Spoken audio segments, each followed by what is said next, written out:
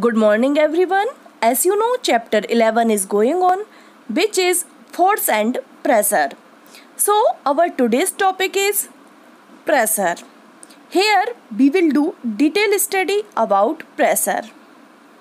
Students, you have learned it in class 7th that strong winds during a storm or a cyclone can blow away even the rooftops.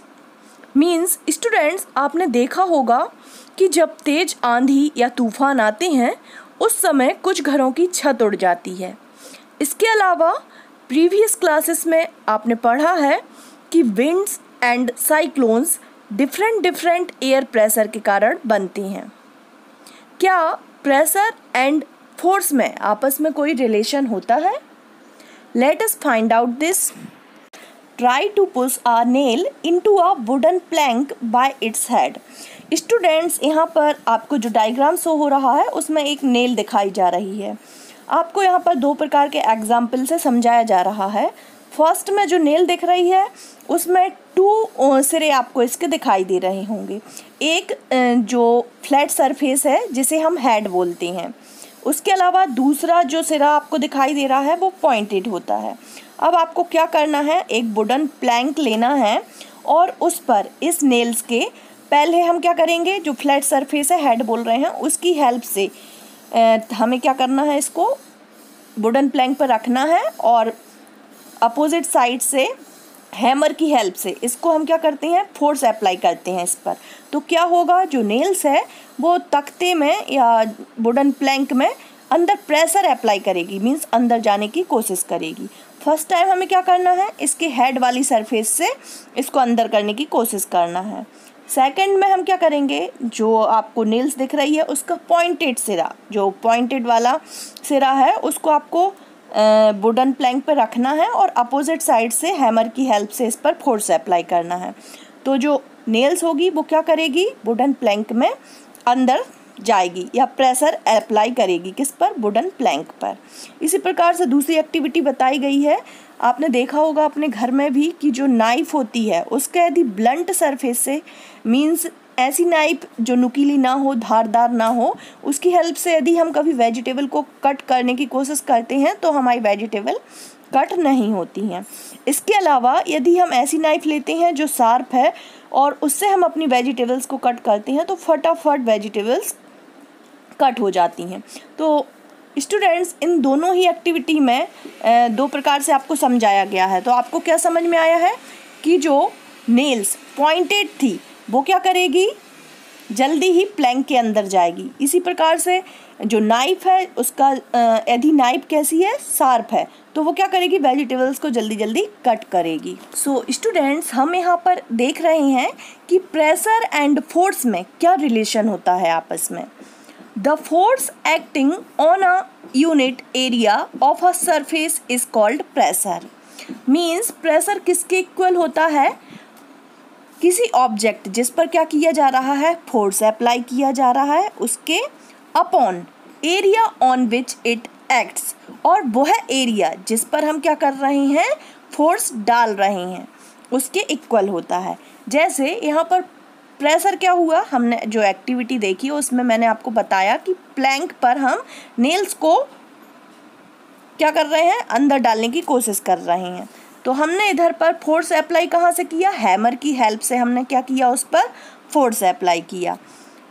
Okay, upon में दिया area on which it acts, और ये जो force है हमें किस पर apply कर रहे हैं, हम ये नेल्स की सरफेस पर। हमने देखा था कि फर्स्ट टाइम हमने हेड वाली सरफेस पर फोर्स अप्लाई किया और सेकंड टाइम हमने पॉइंटेड नेल्स पर फोर्स अप्लाई किया। तो यहाँ पर एरिया क्या हुआ, हेड एंड पॉइंटेड वाला, ये होता है एरिया। और प्रेशर क्या हुआ, प्रेशर वो हुआ कि हम जब फोर्स अप्लाई करते हैं पॉइंटेड एंड हेड वाली सरफेस पर, तो क्या होता है, जो नेल्स होती है वो प्लैंक के या लकड़ी के तख्ते के अंदर जाती है। तो अंदर जो जा रही है उसे हम क्या बोलते हैं, प्रेशर। प्रेशर किसके इक्वल हुआ, force upon area on which it acts. तो स्टूडेंट्स, यहाँ पर आपको समझ में आ गया होगा कि फोर्स एंड प्रेशर किस प्रकार से एक दूसरे से रिलेटेड होते हैं। इसके अलावा स्टूडेंट्स, इस एक्टिविटी से आपको समझ में आया होगा कि जो एरिया होता है यदि वह कम होता है, जैसे यहाँ पर बताया गया है pressure equal to force upon area on which it acts, means area यदि कम होता है, स्मॉलर होता है, तो प्रेशर क्या होता है, ज़्यादा अप्लाई होता है।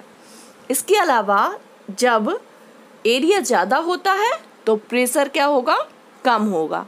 कैसे हम इसे समझ सकते हैं, जैसे मैंने आपको बताया जो नेल्स है, नेल्स का जो सिरा पॉइंटेड है, मीन्स उसका एरिया जो कम है, उस पर यदि आप क्या करोगे, फोर्स अप्लाई करोगे बाहर से, तो जो नेल्स होगी वो क्या होगी, जल्दी अंदर जाएगी, किसके, लकड़ी के तख्ते के। इसके अलावा जहाँ पर नेल्स का एरिया ज़्यादा है, मीन्स जहाँ पर हेड वाली सरफेस है, चौड़ी सरफेस है, उस सरफेस पर आप क्या करोगे, फोर्स अप्लाई करोगे, तो क्या होगा, जो हेड वाली सरफेस है वो कम प्रेशर अप्लाई करेगी, किस पर, लकड़ी के तख्ते पर। तो इससे आपको समझ में आ गया होगा कि जब एरिया कम होता है तो प्रेशर ज़्यादा अप्लाई होता है। किसका एरिया, जिस ऑब्जेक्ट को हम क्या कर रहे हैं, अंदर डालने की कोशिश कर रहे हैं प्लैंक में, उसका एरिया यदि कम है तो प्रेशर क्या होगा, ज़्यादा होगा। और यदि एरिया ज़्यादा होता है ऑब्जेक्ट का तो प्रेशर क्या होता है, कम होता है। सो स्टूडेंट्स, इस एक्टिविटी से आपको समझ में आ गया होगा कि जो शोल्डर बैग होते हैं या फिर आपने अपने स्कूल बैग देखे होंगे, उनकी जो स्ट्रैप्स होती हैं, पट्टियाँ होती हैं, वो चौड़ी बनाई जाती हैं। क्यों बनाई जाती हैं चौड़ी, क्योंकि अभी मैंने आपको बताया कि यदि एरिया ज़्यादा होगा तो प्रेशर क्या पड़ता है, कम पड़ता है। जैसे जो शोल्डर बैग है उसकी स्ट्रैप्स क्या होंगी, यदि चौड़ी होंगी तो आपके जो शोल्डर होंगे उन पर प्रेशर क्या होता है, थोड़ा कम अप्लाई होता है। पर यदि जो स्ट्रैप्स होती हैं उनको पतला बना दिया जाए तो क्या होगा, आपके शोल्डर पर ज़्यादा प्रेशर पड़ेगा। तो स्टूडेंट्स, मुझे लगता है कि आपको ये ठीक से समझ में आ गया होगा। फिर भी यदि आपको कोई डाउट हो तो आप पूछ लेना। स्टूडेंट्स, यहाँ पर हमने देखा कि सॉलिड सरफेस पर किस प्रकार से प्रेशर अप्लाई होता है। Now we will do discuss about do liquids and gases also exert pressure. क्या लिक्विड एंड गैसेस भी इस प्रकार का प्रेशर अप्लाई करती हैं, एक्सर्ट करती हैं, उसकी स्टडी हम यहाँ पर करेंगे। Now we will see pressure exerted by liquids and gases. Students, यहाँ पर एक एक्टिविटी शो की जा रही है। इस एक्टिविटी में देखिए आपको 2 ग्लास ट्यूब दिखाई दे रहे होंगे। इन ग्लास ट्यूब की हाइट 25 सेंटीमीटर ली गई है और इनके एंड पर मीन्स नीचे साइड जो रबर सीट होती है या फिर हम बलून भी बोल सकते हैं, उसको बांध दिया गया है। उसके बाद क्या किया जा रहा है, दोनों ही ग्लास ट्यूब में वाटर को डाला जा रहा है। जैसे जैसे हम वाटर डालते हैं वैसे वैसे रबर सीट क्या होती है, वल्ज होती है या उभरती जाती है, बड़ी होती जाती है। बलून लाइक जो स्ट्रक्चर दिख रहा है उसे वल्ज बोला गया है, मीन्स उभरा हुआ भाग। तो जैसे जैसे हम वाटर डालेंगे क्या होता जाएगा, बलून बड़ा होता जाएगा। अब हमें क्या करना है कि जो फर्स्ट ट्यूब है उसको हमें आधा फिल करना है वाटर से, और जो सेकंड ट्यूब है उसमें वाटर का अमाउंट ज़्यादा रखना है। मीन्स एक ट्यूब ऐसी है जिसमें वाटर की हाइट कम है और दूसरी ट्यूब में वाटर की हाइट ज़्यादा है। तो क्या होता है, जितना ज़्यादा वाटर डालेंगे उतना ज़्यादा प्रेशर पड़ेगा किस पर, बलून पर, और वो उतना ही ज़्यादा क्या हो जाएगा, वल्ज हो जाएगा, उभर जाएगा, उसका उभरा हुआ भाग दिखाई देगा। मीन्स जितना ज़्यादा अमाउंट होगा वाटर का उतना ही ज़्यादा प्रेशर अप्लाई होगा किस पर, रबर सीट पर, और वो है उतना ही ज़्यादा बड़ा दिखाई देगा। ये इस एक्टिविटी में बताया गया है। मीन्स जितनी ज़्यादा वाटर की हाइट होगी उतना ज़्यादा प्रेशर एक्सर्टेड होता है। Now we will see next activity 11.15. A liquid exerts pressure on the walls of the container. Means जो लिक्विड होते हैं वो कंटेनर की बॉल पर प्रेशर अप्लाई करते हैं। इसके लिए स्टूडेंट्स एक एक्टिविटी दिखाई जा रही है। एक बॉटल ली गई है। इस बॉटल में क्या किया गया है, नीचे साइड से आप देखिए जैसा कि डायग्राम में दिख रहा है, एक ग्लास ट्यूब की हेल्प से उसमें रबर सीट को लगाया गया है या फिर बलून को भी लगाया जा सकता है। उसके बाद जो वाटर ली गई है उसको हम क्या करते हैं, वाटर से फिल कर देते हैं। अब आप क्या देखेंगे कि जो बलून है या जो रबर सीट है वो वल्ज के फॉर्म में दिखाई दे रही है, मीन्स उभरी हुई दिखाई दे रही है। देखिए आप, इसमें आपको बैलून जैसा स्ट्रक्चर दिखाई दे रहा है। एक क्यों बड़ा हो रहा है? रबर सीट जब हम लगाते हैं तो वो कैसी होती है? नॉर्मल होती है। उसके बाद जब बॉटल में वाटर को डाला जाता है तब क्या होता है? उस पर प्रेशर अप्लाई होता है। किस पर? बॉटल जो ली गई है उसकी बॉल पर प्रेशर एक्सर्टेड होता है, जिसके कारण ग्लास ट्यूब की हेल्प से जो रबर सीट लगाई गई है या बलून लगाया गया है उसका साइज बड़ा होता जाता है। बल्ज के फॉर्म में वो हमें दिखाई देता है। तो स्टूडेंट्स, इससे आपको समझ में आ गया होगा कि जो लिक्विड होते हैं वो कंटेनर की बॉल पर प्रेशर एक्सर्टेड करते हैं, मीन्स प्रेशर डालते हैं। Now we will see activity 11.10।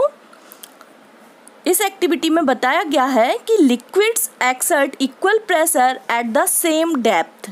Means यहाँ पर देखिए एक बॉटल शो की जा रही है, तो हम जो जनरली ड्रिंकिंग बॉटल जो यूज़ करते हैं उसका यूज़ कर सकते हैं या फिर सिलेंड्रिकल कंटेनर का।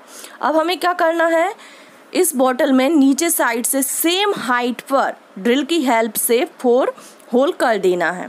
उसके बाद इस बॉटल को वाटर से हम फिल कर देते हैं। तो क्या होता है आप देखिए, डायग्राम में भी आपको शो हो रहा है, जो चारों होल हैं उनसे क्या होता है? वाटर सेम अमाउंट में सेम स्पीड से बाहर निकलता है। मीन्स यहाँ पर आपको बताया जा रहा है कि लिक्विड्स जो रहते हैं वो कंटेनर की बॉल पर एक समान प्रेशर अप्लाई करते हैं, प्रेशर एक्सर्टेट करते हैं। तो स्टूडेंट्स, इन 3 एक्टिविटी में हमने देखा है कि यदि वाटर की हाइट ज़्यादा होगी किसी कंटेनर में तो प्रेशर ज़्यादा एक्सर्टेट होगा। उसके अलावा हमने सेकंड एक्टिविटी में देखा है कि जो लिक्विड होते हैं वो कंटेनर की बॉल पर प्रेशर एक्सर्टेट करते हैं। और थर्ड एक्टिविटी में हमने देखा है कि जो लिक्विड्स होते हैं वो कंटेनर की बॉल पर इक्वल प्रेशर एक्सर्टेट करते हैं। Now our next topic is, do gases also exert pressure? क्या गैसेस भी प्रेशर एक्सर्टेट करती हैं? Do they also exert pressure on the walls of their containers? क्या जो गैसेस होती हैं वो भी कंटेनर्स की बॉल पर इक्वल प्रेशर एक्सर्टेट करती हैं? Let us find out.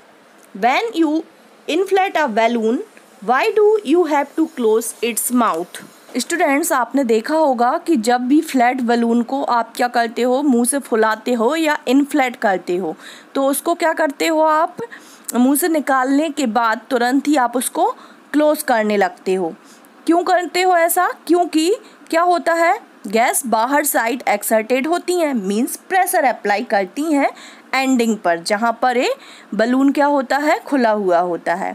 इसी प्रकार से आपने देखा होगा कि जब भी इनफ्लेट बलून में क्या हो जाता है, होल हो जाता है, तो क्या होता है, गैस बाहर निकलने लगती है और आपका बलून फ्लैट हो जाता है। ऐसा क्यों होता है?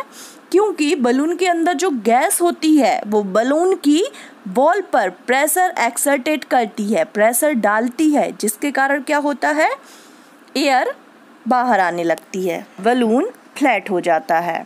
इसी प्रकार से स्टूडेंट्स, आपने देखा होगा कि जो साइकिल होती हैं वो कभी कभी पंचर हो जाती हैं।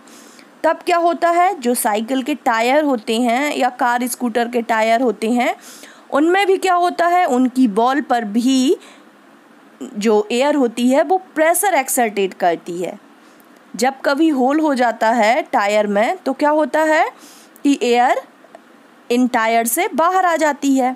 और एयर टायर से बाहर क्यों आती है? क्योंकि एयर जो टायर की बॉल होते हैं उन पर प्रेशर एक्सर्टेट करती है। एयर भी वाटर की तरह जो टायर होता है उसकी बॉल पर इक्वल प्रेशर एक्सर्टेट करती है, क्योंकि आपने देखा होगा कि यदि एक होल होगा तो उससे भी एयर बाहर आती है, दूसरा होगा तो उससे भी बाहर आती है। मीन्स जो एयर होती है वो बॉल पर इक्वल प्रेशर एक्सर्टेट करती है। तो students, we find that gases to exert pressure on the walls of their container. Students, आज हमने प्रेशर के बारे में पढ़ा है। नेक्स्ट टॉपिक में हम पढ़ेंगे एटमॉस्फेरिक प्रेशर। स्टूडेंट्स, यदि आपको इसमें कुछ समझ में नहीं आया है तो प्लीज़ आप मुझसे पूछ लीजिए, और जिसने अभी तक चैनल को सब्सक्राइब नहीं किया है प्लीज़ इसे सब्सक्राइब कर दीजिए। Thank you so much students.